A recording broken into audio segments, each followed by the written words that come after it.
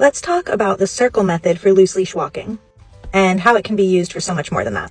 The circle method is from Denise Fenzi, and at its base, it's a loose leash walking exercise. When your dog pulls on the leash, you call them and move your body in a circle. You, the human, want to walk and make a circle with your body. If you're on a sidewalk, etc., you could do more of an oval. The dog is on the outside of the circle, ideally with 6 to 8 to 10 feet of leash. And the leash is not tight, so you are verbally encouraging them along with you as you move your bodies in the circle together. And then when you reach the point of the circle where you started, you carry on with your walk. And I find this to be an incredibly effective loose leash walking exercise.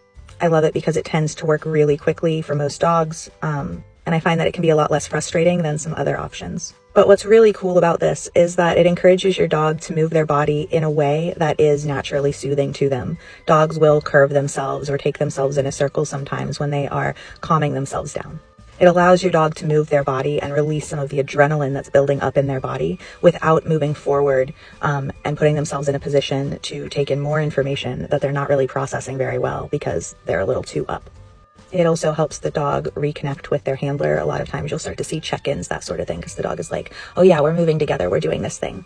Now, as we move, I keep my eyes on the dog. If my dog stops, I stop. I wait with them. I'm not pulling my dog. I keep my feet pointed in the direction that I'm trying to go. And the circle is not the hill I'm dying on. So if in the middle of the circle, my dog starts to try to calm themselves down with some sniffing, I wait for them to do that sniffing. The goal is to help the dog calm themselves here.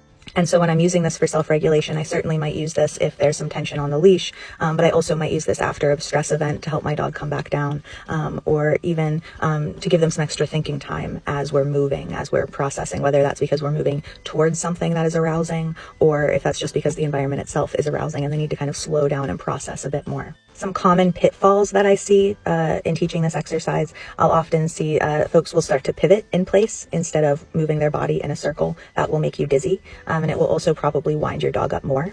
I also see sometimes folks aren't connected with their dog in the exercise, so you want to watch your dog's body language. The whole purpose is to be supportive of them, so keep an eye on them so you know how to support them.